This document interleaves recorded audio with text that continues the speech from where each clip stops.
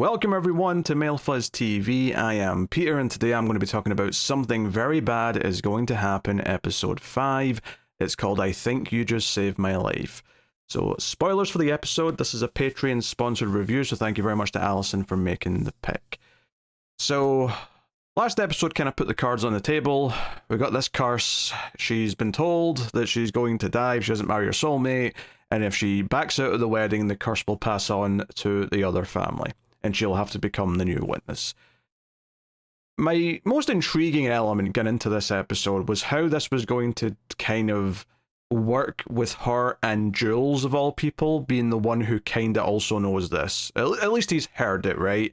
And he knows that she believes it. Now, whether or not he completely believed it yet is maybe another question. Although, to be honest, throughout this episode, it kind of seems like he is completely on board and he does believe it. And it seems to be the reason why he believes it is because of the traumatic incident of his childhood of witnessing her mother die.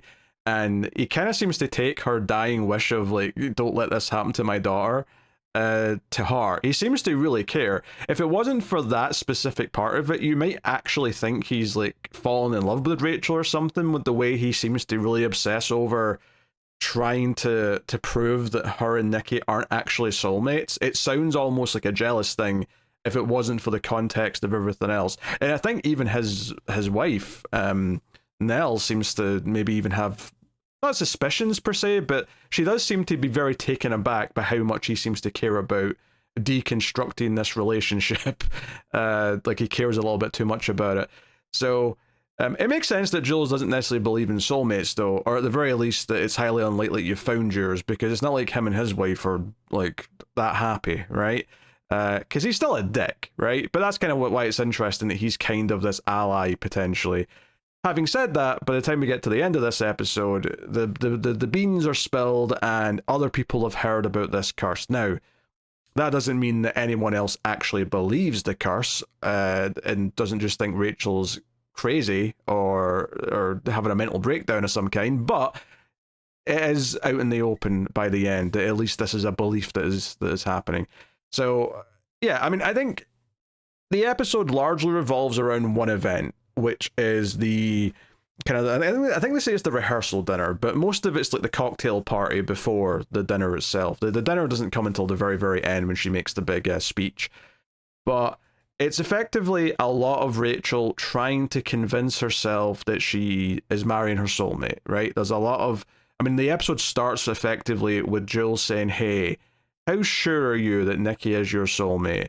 And she's like, yeah, he's my soulmate. I know he is.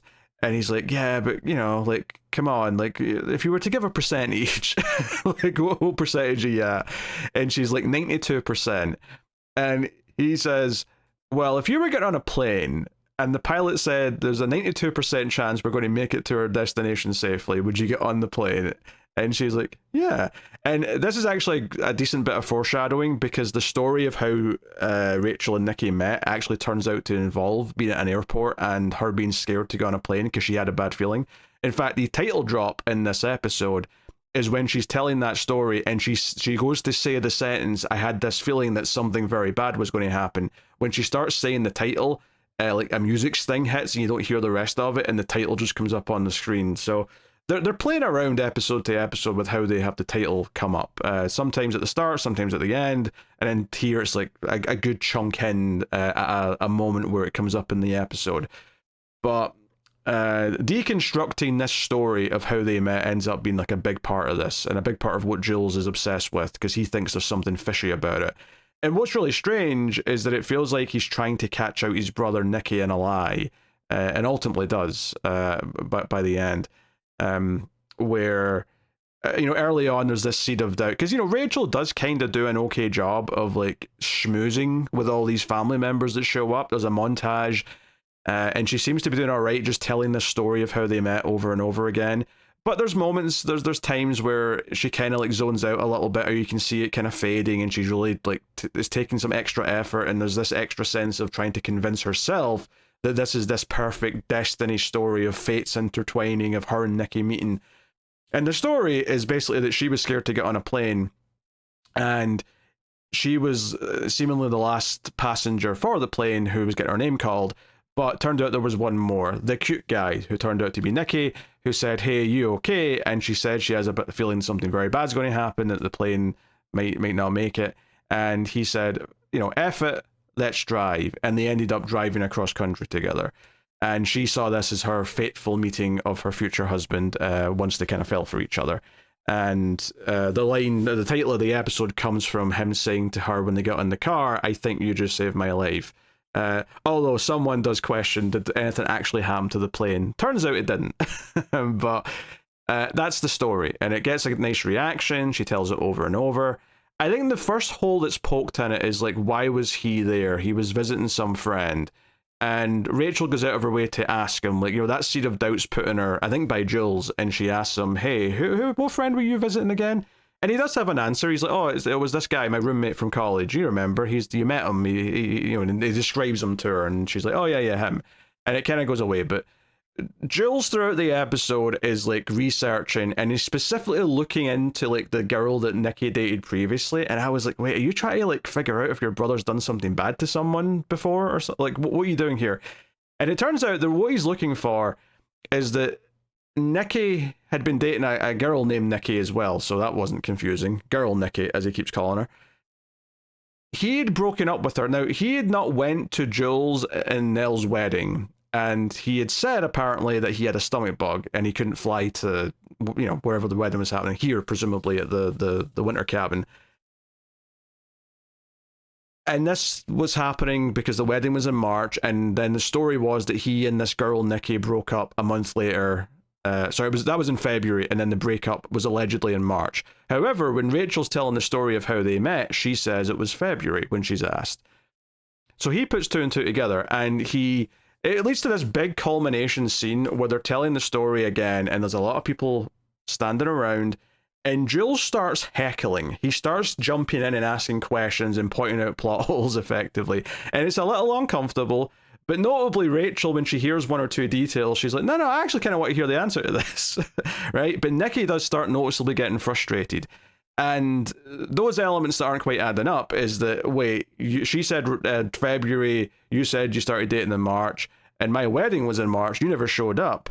So here's my guess. My guess is that you got dumped around that time, on Valentine's Day or around then, and that you were just sad in the airport, because the one part of the story that no one's ever mentioned here is why weren't they calling your name if you were also the final passenger to get on this plane? If like both of you were going to get on that same flight, which is what the story's been saying up until this point, why is it only her name that was being called out?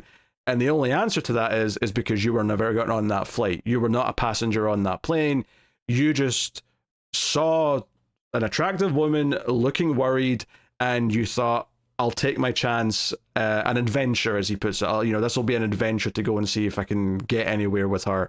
And that led to everything. And this entire like fateful story that Rachel's been telling, that she's used to help convince herself that they are in fact soulmates, is all based on a lie. Multiple lies even. This gets to the point where Nikki ends up punching. I mean, Jules does say a couple of really ominous things here, where he turns to her and says, what percentage are you at now? Which Nikki has no frame of reference for what he means by that. But he does say, that's not fate. I mean, the way we actually met is kind of fate. Like the whole, I witnessed your mother die right after you were born kind of thing, or while you were being born, effectively. That's more fateful, which it does kind of sound like he's moving in on her weirdly. So Nikki gets angry and throws a punch, even though I don't think Rachel takes it that way. But yeah, the whole thing breaks down. Everyone's awkward. Everyone's feeling uncomfortable. The power goes out because there's some weather stuff happening outside, and it's this big kind of like end game. And we get the confrontation afterwards where Nikki comes in the room and Rachel starts demanding some answers, and is like, is it true that you just got out of a relationship the day we met? And he reluctantly kind of nods to agree that is indeed the case. He also finally stops lying about the fact that he invited her dad to the wedding, despite the fact that she specifically did not want that. And it seems like he's been lying to her, and even a little bit of gaslighting here or there, pretty much since the start of the relationship. And he's like, why does it, he says, why does any of this matter? We fell for each other, we're getting married.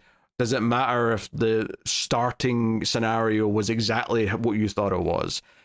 And it does to, I think it does in general anyway, in a real world sense, because yeah, it starts off based on a lie at the very least. Because I think the detail that I'm going to give a compliment for here is that she specifically says that, okay, it's one thing that you fabricated something to have a reason to talk to me on day one. That could even be seen as kind of cute, in hindsight, down the line, right? She didn't say all that. I'm kind of adding that on, but you could see how the later on is like, oh, you told a fib so that you could talk to me, and then we kind of hit it off, and then, months, years later, whatever, who cares, right? The problem is that he doubled down on this lie today, because when she asked about who he was visiting when he was getting on that plane that he was supposedly getting on, he reaffirms the lie by saying, hey, it was my friend, my roommate from college, it was that. He lied about it on this very day. It's not like, it came up again and he went, oh, yeah, you still think that shit. I should probably come clean and confess that I told a couple of fibs because I wanted to talk to you. And yeah, maybe like she wouldn't love that entirely, but it would be like, hey, oh, we're together now, like, why am I still lying about this? This is stupid, whatever. But no, she's right. He's maintained the lie, even though at several points he could have fessed up, right? He could have fessed up like after like the road trip, or maybe like near the end of the road trip, and said, hey, I was never actually getting on that plane, or whatever. But it's like there was ample opportunity, and it's the fact that he was still upholding the lie even when it was outright questioned. It kind of paints a pattern. It paints a pattern of deceit, a pattern of just constantly lying, and never confessing up. It's a red flag in general. Before we even get to this whole, it doesn't feel like destiny anymore, so therefore the fact that he might, he's not your soulmate, like that's like an extra element in the fiction here. But just in like a real world sense, that's a huge red flag, and makes Nikki a lot less likable inherently than before. So while Jules was still saying it in a very dickish way, he was still, he could have just pulled Rachel aside at one point and said, hey, why don't you think he was asking your name? I've got this idea. And then she could have confronted Nikki one-on-one, and they could have had the same blow-up scene. But that's not what happened. Jules made a point of making a show of it in front of everyone. He couldn't let it go. So it's still a bit of a dick move, but it certainly did get to some truths, which were important revelations for the main characters. Now, it's interesting because this is basically the entire episode, is the build up to this and the fighting and the explosion of characters once it arrives. Like, this is what the entire episode is. And there's lots of little things throughout, like during the montage, there's moments where like the sound fades out to sort of show that she's not really paying attention because she's thinking about it. I think maybe one of the more memorable moments is like one of his aunts says she wants them to do this therapeutic thing to like prove they're in love by just making eye contact in silence for like 5 minutes, which feels like a long time to do it at a party, but they're like, okay, sure, we'll look at each other for 5 minutes. And that's actually when she asks about the like what the friend was that he was going to see. Like, that's when she starts to like have doubts, is that she gets like maybe 20 seconds of happy eye contact, and then it starts to fade because she's thinking about this and she wants to ask about it because there's something not truthful in his eyes, effectively. So we sort of stay on her face for a long time in the second attempt at this eye contact thing. And eventually there's like a little flicker of lights and a little interruption, and she immediately says, let's go dance. Like, she's uncomfortable and wants to abandon this exercise because it turns out that they're failing it. They can't just keep eye contact happily for 5 minutes. It's falling apart. So, yeah, and then, yeah, the big end of the episode is that Rachel, during the confrontation before, she turned around when the lights were off and got her dress covered in wine or whatever. So she's changed into a t-shirt, which leads to Portia being insufferable for a moment, where she's like, you can't wear that. You look poor. Like, what the? Shut up, you. Like, she's the worst. She's like in a show with Jules, and then also now Nikki being like a liar. And just, all these characters around, like, Portia might actually be the most like annoying of the bunch. May not be the worst human being, but she's the most annoying of the bunch. But yeah, Rachel's not having any of her shit. She just says, I don't effing care, and walks past her, and she's like, oh my god, she's so mean. You are like the meanest here. What are you talking about? But anyway, at the dinner, Rachel decides to make a toast, and she just says, "Oh yeah, I'm getting married on Sunday. Also, by the way, I'm going to die on Sunday. I've got this curse," and she just kind of says out what the curse is. Kind of just, and they're not really taking her seriously. They kind of take this as an awkward like breakdown of some kind. Nikki's uncomfortable and trying to pull her down. Portia's like whispering to her mum, "Should I stop this?" And it's basically all out on the table, and the only person who's not having a laugh about it is Jules, who also is taking it kind of seriously. And also, to be fair, Nell, which is the other thing that was revealed during the episode, is that he had told Nell, right? When he came back in, she kind of woke up and said, "Where were you?" And seemingly he confessed the truth to her, and she asked Rachel some questions about it.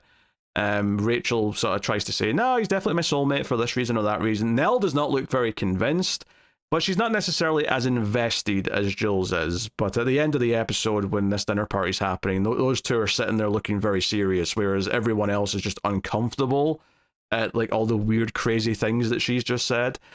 So, yeah, I mean, how they're going to address this, like how they're going to like respond to this or act like nothing happened next episode, I mean, we'll see. That's been a constant question I've had in this show. And then, to be fair, all of the things that have caused that thought have been very, very different.